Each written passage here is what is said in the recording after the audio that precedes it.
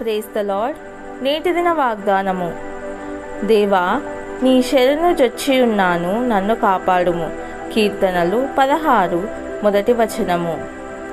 యేసు ప్రభునిపై మన దృష్టిని గూర్చి చెప్పబడింది. మన పరుగును పరలోకం నుండి గొప్ప సాక్షి సమూహం గమనిస్తూ ఉంది. వారెంతో ఉత్సాహంతో పరుగు పెట్టండి, ఏ మాత్రము వెనుదిరగొద్దు. మేము పరుగు తుదముట్టించినట్టు మీరు కూడా వేగంగా పరిగెట్టండి అని మననెంతో ప్రోత్సహిస్తున్నారు.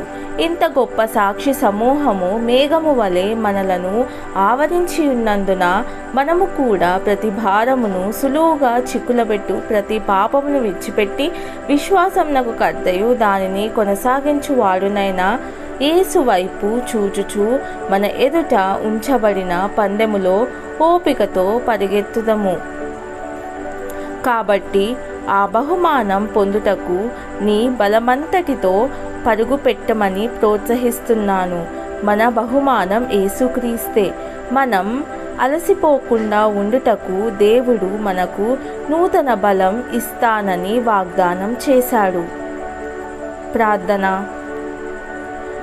నా తండ్రి, నన్నొక యోధునిగా ఎన్నుకున్నందుకు నీకు వందనములు. నా కొరకు నీ ఉంచిన కిరీటాన్ని పొందుటకు నా వంతు ప్రయత్నం నేను చేయునట్లు నాకు సహాయం చేయుము. యేసు ప్రభుని నామంలో ప్రార్థిస్తున్నాను తండ్రి. ఆమెన్.